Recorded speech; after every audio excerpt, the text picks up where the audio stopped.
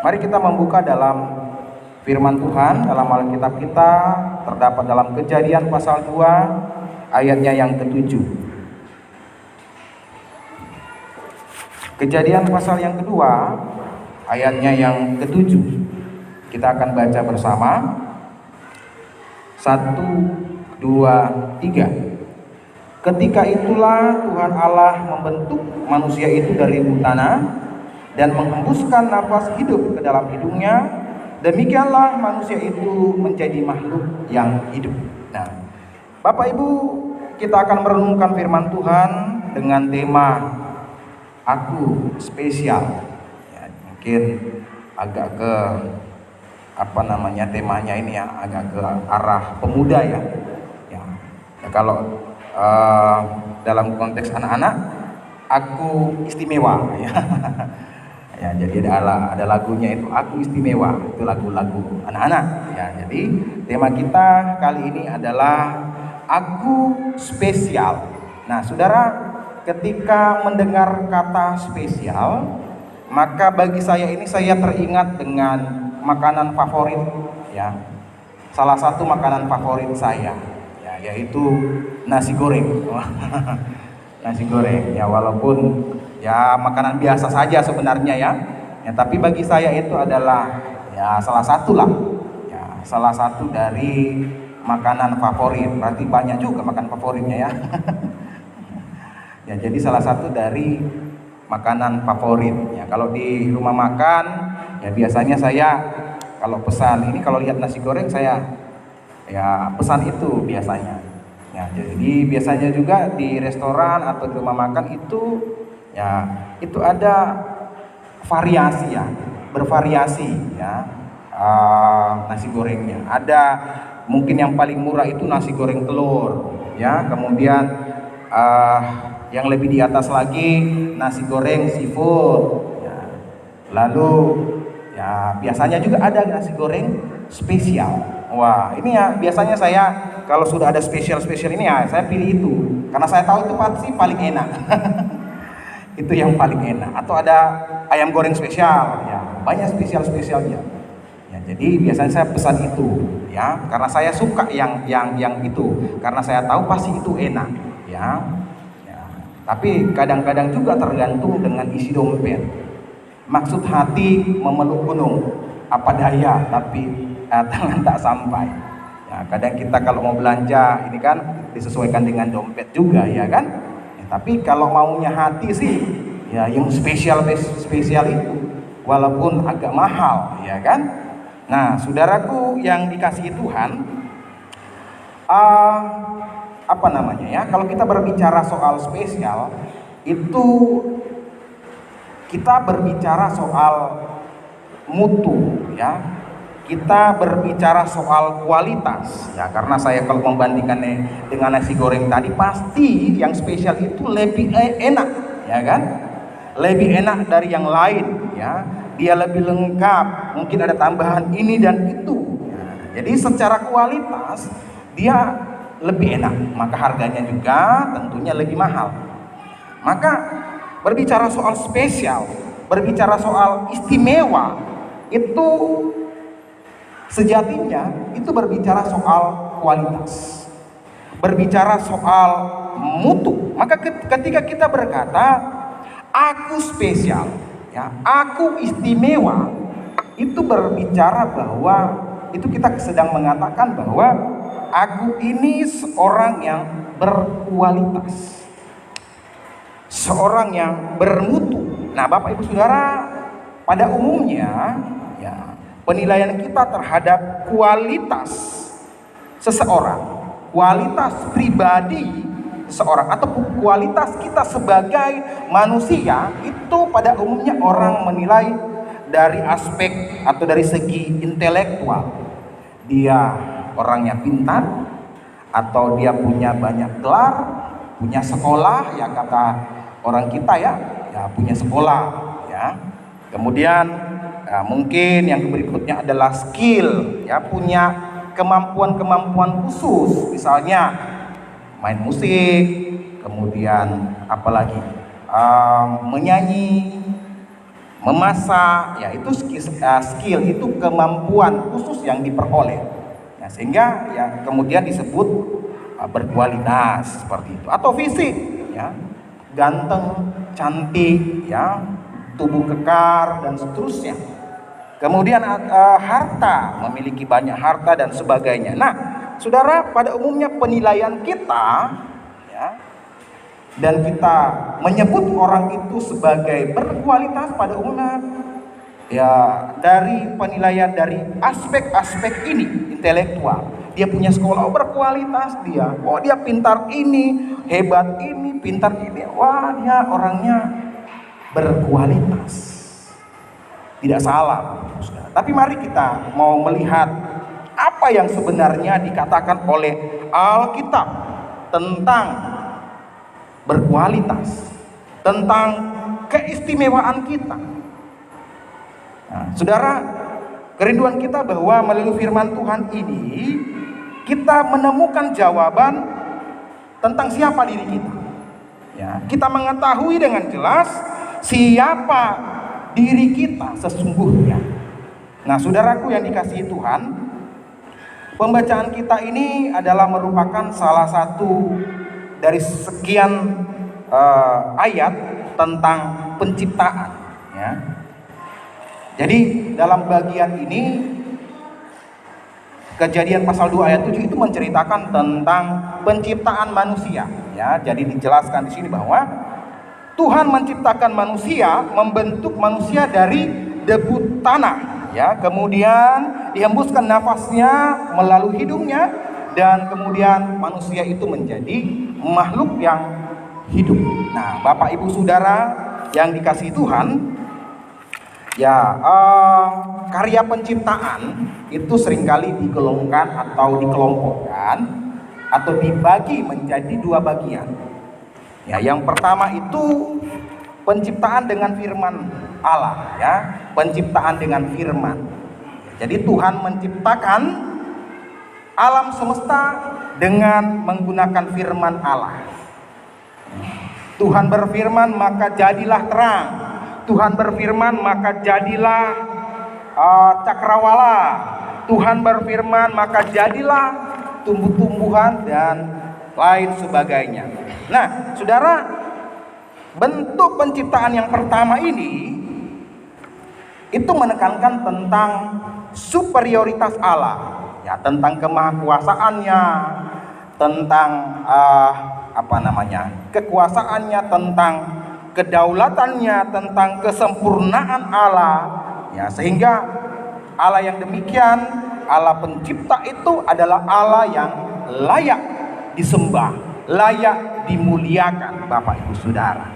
Ya, jadi yang pertama ini ya menekankan tentang kemahakuasaan Allah, ya, tentang superioritas Allah, ya, tentang kehebatan Allah, sehingga Dia hanya berfirman maka segala sesuatu terjadi dari sesuatu yang tidak ada, ya kan? Ya, dari sesuatu yang tidak ada. Ini menekankan tentang kuasa, ya, tentang superioritas Allah. Kemudian penciptaan yang kedua itu penciptaan dengan perbuatan. Ya, ini berbicara khusus untuk manusia.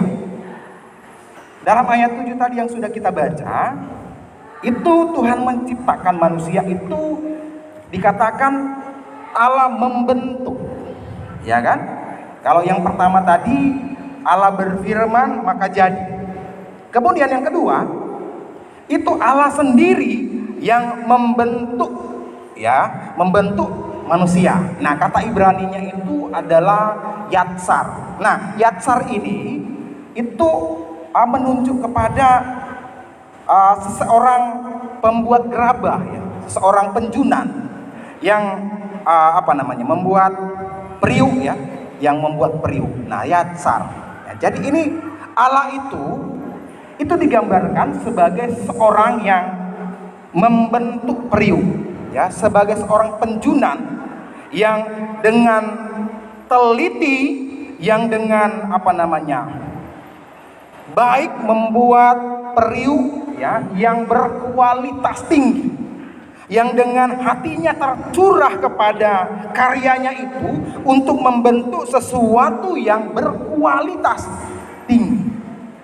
Nah, saudara, jika tadi penciptaan yang pertama menekankan tentang superioritas Allah, maka yang kedua, penciptaan yang kedua itu menekankan tentang relasi Allah dengan manusia yang dibalut, yang diselimuti oleh kasih Allah yang besar. Sehingga saudara, Allah membentuk manusia itu seumpama seorang penjunan membentuk membentuk tempayan atau membentuk kerajinan tangan itu ya, periuk ya, membentuk periuk dengan dengan kelembutan, dengan kasihnya. Saudara, seorang penjunan itu adalah seorang seniman sebenarnya. Ya, saudara, kalau berbicara soal seniman, ya baik itu ya seorang yang membuat gerabah itu ya, kemudian para penyanyi, para pemusik, orang-orang yang membuat lukisan, itu disebut seniman. Bapak Ibu Saudara, karya-karya seniman yang berkualitas itu adalah karya-karya yang tercipta dari hati. Ya. Jadi seorang yang membuat gerabah itu bukan karena dia punya kelihayan, punya tangan yang ini, tapi hati. Ya, demikian juga seorang yang menciptakan lagu atau seorang yang melukis, ya. Lukisan-lukisan yang terkenal itu di dalamnya itu bukan ada filosofi, ada hati yang tercurah di situ. Ya, maka banyak lukisan-lukisan yang mahal-mahal itu bukan sembarang lukis saja. Itu ada makna, ya. Ada pikiran, ada hati sang pelukis itu di situ. Maka itu menjadi lukisan atau hasil karya yang mahal karena hati. Ya. Saudara, ketika Allah membentuk kita, itu kasih Allah tercurah. Ya. Kasih Allah tercurah kepada kita, sehingga Dia membentuk kita sedemikian rupa menjadi sesuatu yang sangat berkualitas. Maka terciptalah kita yang diciptakan oleh Allah karena Dia mengasihi kita. Saudaraku yang dikasihi oleh Tuhan Yesus, dari dua bentuk penciptaan ini kita dapat melihat bahwa manusia diciptakan spesial oleh Tuhan. Manusia diciptakan berkualitas oleh Tuhan. Manusia diciptakan oleh Tuhan istimewa. Nah, sebagai tambahan yang dapat membuktikan bahwa manusia itu adalah ciptaan yang spesial, ciptaan yang khusus, ciptaan yang berkualitas, kita dapat melihat beberapa bagian firman Tuhan dalam Kejadian ini. Yaitu pertama itu manusia diciptakan segambar dengan Allah. Ya, manusia diciptakan seturut atau menurut peta dan teladan Allah, segambar dengan Allah. Kemudian kalau kita membaca Kejadian pasal 1 ayat 31, di sana dijelaskan bahwa setelah Tuhan menciptakan manusia, ya, Tuhan menilai ciptaannya dengan berkata, sungguh amat baik. Sebelum manusia itu diciptakan, Tuhan menilai hasil karyanya itu dengan mengatakan baik, ya, sungguh baik. Tapi setelah mahkota ciptaan ini diciptakan, yaitu kita, puncak penciptaan itu dalam ayat 7 tadi, dalam ayat 31 itu, setelah manusia diciptakan, Tuhan menilai ciptaannya dengan berkata, sungguh amat baik. Wehine top meot, itu dalam bahasa Ibrani. Wehine top meot itu sebuah kata seruan, sebuah kata kekaguman. Oh, sungguh amat baik. Itu ada penekanannya, ada kata keseruannya di situ sebenarnya. Oh, sungguh amat baik, luar biasa. Itu kekaguman Allah atas ciptaannya karena memang sungguh berkualitas setelah manusia diciptakan. Kemudian kalau kita melihat juga urutan penciptaan, itu Tuhan menciptakan langit dan bumi dulu, segala tumbuh-tumbuhan, binatang dan seterusnya. Kemudian puncak penciptaan itu adalah manusia. Kenapa? Karena segala sesuatu ini diciptakan untuk manusia. Ya, jadi bukan manusia dulu diciptakan. Nanti makan apa kalau manusia dulu diciptakan? Ya kan? Tapi Tuhan menciptakan yang lain dulu, tumbuh-tumbuhan, ikan dan seterusnya, disediakan untuk mahkota ciptaannya, yaitu manusia. Jadi Bapak Ibu Saudaraku yang dikasihi Tuhan, kesimpulannya dari bagian ini bahwa kita adalah makhluk yang diciptakan oleh Tuhan, makhluk yang spesial, ya, makhluk yang berkualitas, ya, makhluk yang istimewa. Maka kualitas seorang manusia atau kita disebut berkualitas ketika kita terhubung dengan Tuhan. Karena apa? Karena kita berkualitas karena Tuhan yang menciptakan kita. Maka berkualitasnya seseorang itu ketika dia terhubung dengan Allah.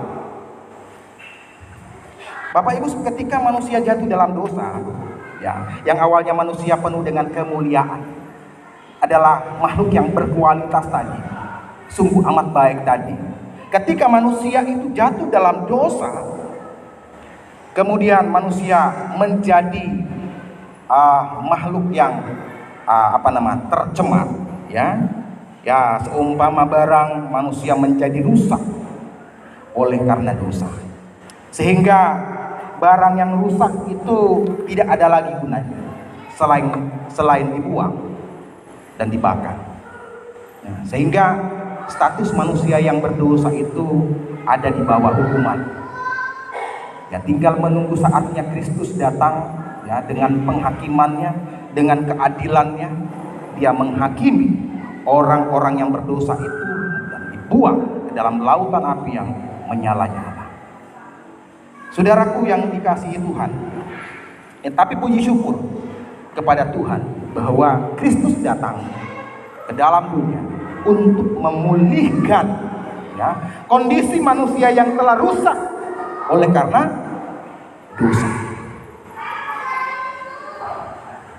Bapak Ibu Saudara, sehingga firman Tuhan berkata bahwa orang yang ada di dalam Kristus itu adalah ciptaan baru. Ya. Jadi orang yang ada di dalam Kristus itu adalah ciptaan baru. Yang sudah rusak ini diciptakan diciptakan Allah lagi melalui Yesus Kristus, diperbaharui menjadi baru. Dan dalam firman Tuhan lain lagi dikatakan bahwa telah diperbaharui menurut gambar kaliknya, ya, menurut gambar penciptanya yang sebelumnya, ya, dikatakan itu segambar dengan Allah itu. Maka Kristus datang untuk memulihkan kita supaya kita menuju kepada menjadi serupa, ya, dengan gambar kaliknya. Maka mungkin kita berkata, saya kan masih berdosa. Ya, memang. Tapi kita terus berada di dalam proses pembaharuan sampai Yesus datang yang kedua kali. Tetapi secara status kita telah diperbaharui oleh Tuhan. Nah, jadi kita di dalam Kristus kita menjadi orang-orang yang telah diperbaharui, dan di dalam Kristus kita menjadi orang-orang yang istimewa kembali. Karena kita telah diperbaharui, kita menjadi orang-orang yang berkualitas, ya. Kita menjadi orang-orang yang spesial di dalam Kristus. Maka Paulus berkata bahwa apa yang dahulu menjadi kebanggaan bagiku, sekarang ku anggap rugi karena Kristus. Apa yang dulu menjadi kebanggaan bagiku, ku anggap sampah. Karena apa? Karena Kristus. Jadi dia membedakan antara kehidupan lamanya, yang ada dalam hukuman itu tak berguna, sampah itu, dengan kehidupannya setelah dia diperbaharui oleh Tuhan. Dia menjadi pribadi yang kembali spesial karena pemulihan, ya, dari Allah. Diperbaharui di dalam Yesus Kristus. Jadi Bapak Ibu Saudara, artinya bahwa orang yang di dalam Kristus, orang yang hidup percaya kepada Kristus, orang yang tinggal di dalam Kristus adalah orang-orang yang berkualitas. Amin. Adalah orang-orang yang istimewa, adalah orang-orang yang spesial. Bapak Ibu Saudaraku yang dikasihi Tuhan, siapapun kita, ketika kita percaya kepada Kristus, ketika kita tinggal di dalam Kristus, ketika kita hidup bersekutu dengan Dia, dengan Kristus, maka kita adalah orang-orang yang paling berkualitas. Amin. Ya, bukan saya mengatakan bahwa kita tidak perlu sekolah. Ya, yang penting kita tinggal percaya Yesus, tidak. Ya. Tetapi Bapak Ibu Saudara, yang terutama yang membuat kita berkualitas adalah ketika kita terhubung dengan Tuhan. Karena ketika kita terputus dengan Tuhan, ya, ketika kita tidak tinggal di dalam Kristus, ketika kita di luar Kristus, Yohanes katakan kita tidak dapat berbuat apa-apa dan kita bukan siapa-siapa.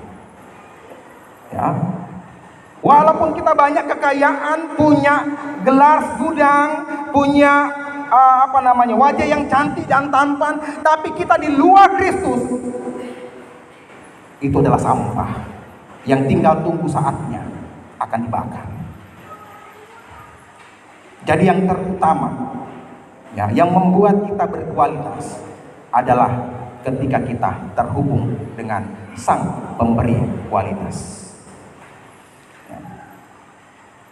Jadi saudaraku yang dikasihi Tuhan, ya, mungkin kita sebagai seorang manusia, kita tidak memiliki banyak kekayaan. Ya, kita orang biasa-biasa saja. Pendidikan mungkin SD, ya, rata-rata SD kalau orang-orang tua dulu, itu bapak saya, mama saya itu SD. Ya. Kemudian mungkin kita tidak memiliki wajah yang cantik, ya, tubuh yang baik, atau tidak memiliki skill, tak pandai main musik dan seterusnya. Ya, tidak mengapa, saudara. Tidak usah juga memaksakan sudah tua-tua belajar musik supaya menjadi berkualitas. Tidak apa juga kalau mau belajar. Ya, tapi kalau dorongan kita supaya kita berkualitas, ya. Tapi sesuai firman Tuhan yang kita renungkan bahwa kualitas kita itu ketika kita tinggal di dalam Kristus. Amin. Wah, ketika kita tinggal di dalam Kristus. Karena apa? Ketika kita tinggal di dalam Kristus, Kristus memperbaharui kita, memperbaharui hidup kita, ya, sehingga kita menjadi baru, ya, karakter kita menjadi baru. Nah, orang katakan inner beauty, ya, kecantikan dari dalam yang keluar. Jadi yang membuat kita berkualitas bukan sesuatu yang dari luar mendandani kita, ya, memoles kita, ya, sehingga kita di muka, misalnya umpamanya, ya, muka yang ini bopeng-bopeng diblur gitu, ya. Ya, kalau pakai kamera saat sekarang, ya, makanya banyak orang kelihatan cantik tapi aslinya itu ya cantik juga sih, tapi ya, jadi saudara, kualitas kita bukan dari sesuatu yang dari luar membalut kita, ya kan? Tetapi kualitas seorang manusia, seorang pribadi manusia, itu kita temukan ketika Kristus tinggal di dalam kita. Ketika kita hidup di dalam Kristus, maka kita menjadi orang-orang yang berkualitas. Kita diperbaharui oleh Tuhan. Tidak ada gunanya banyak uang tapi karakternya tidak baik. Tidak ada gunanya kalau mempunyai banyak skill tapi hidupnya hancur. Ya, maka kita bersyukur kepada Tuhan, kita yang ada di dalam Kristus, kita adalah orang-orang yang berkualitas. Amin. Kualitas kita bukan ditentukan oleh dunia, tapi kualitas kita ditentukan oleh Allah. Karena Dialah Allah yang sempurna yang menciptakan kita, ciptaan yang sempurna yang berkualitas.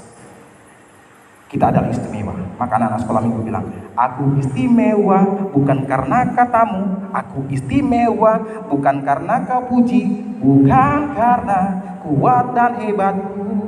Aku istimewa bukan karena gimana? Intinya adalah aku istimewa karena Kristus. Bukan karena katamu, ya, bukan karena sesuatu yang aku miliki. Aku istimewa karena Kristus. Saudaraku yang dikasihi Tuhan, untuk anak-anak muda, ya, untuk anak-anak muda, ya kita seringkali mau menetapkan teman hidup, ya, itu kita seringkali menetapkan standar, ya. Siapa sih yang tidak mau yang berkualitas, ya? Pasti semua ingin yang berkualitas. Ada anak muda di sini, pemuda. Oh ada ya. Jadi semua orang pasti ingin teman hidupnya berkualitas, ya. Tapi kadang-kadang standar kita itu kualitasnya itu adalah kualitas yang diukur yang saya katakan tadi, ya. Ya punya banyak gelar, punya banyak skill, tidak apa-apa. Ya itu juga menjadi bagian dari standar kita tentunya, ya. Tapi itu bukan yang utama, itu yang ke belakang-belakangnya saja. Yang utama adalah dia hidup di dalam Kristus, ya. Itu standar utama yang tidak boleh dihilangkan oleh anak-anak muda, ya. Jangan karena dia ganteng, dia cantik, pada akhirnya kita tinggalkan Kristus karena dipengaruhi oleh pasangan kita, ya. Yang berkualitas bukan karena dia ganteng, ya. Dia ganteng tetapi kalau hidupnya hancur. Dia berkualitas karena dia hidup di dalam Kristus. Dia tinggal di dalam Kristus. Sehingga walaupun dia hitam seperti saya, tapi kalau dia tinggal di dalam Kristus, hidup di dalam Kristus, itu yang berkualitas. Ya kan? Berkualitas. Ya saya berkualitas, Bapak Ibu Saudara berkualitas. Bukan karena kita, tetapi karena Kristus. Ya. Jadi anak-anak muda, carilah teman hidup kita yang berkualitas, yaitu tinggal di dalam Kristus, ya. Cowok yang bukan hanya ganteng, cowok yang bukan hanya punya jabatan atau punya gelar, tapi yang terutama cowok atau cewek, ya, yang hidup di dalam Kristus, yang tinggal di dalam Kristus. Itu yang berkualitas, Bapak Ibu Saudara. Karena kita akan damai sejahtera, ya, karena kita akan diberkati dengan kriteria-kriteria seperti ini, dengan teman hidup yang pilihan kita yang berkualitas karena dia tinggal di dalam Kristus, hidup di dalam Kristus. Oleh karena itu Bapak Ibu Saudara, biarlah firman Tuhan ini memberkati kita, menolong kita, ya, supaya kita memahami citra diri kita, siapa kita sebenarnya. Ya, firman Tuhan mengatakan kita adalah orang-orang yang spesial karena apa? Karena tinggal di dalam Kristus. Karena kita menjadi milik Kristus, ya, bukan karena kita memiliki segala sesuatu, tetapi karena kita menjadi milik Kristus. Itu yang menjadi kita menjadi orang-orang yang istimewa, yang menjadi orang-orang yang berkualitas. Amin. Mari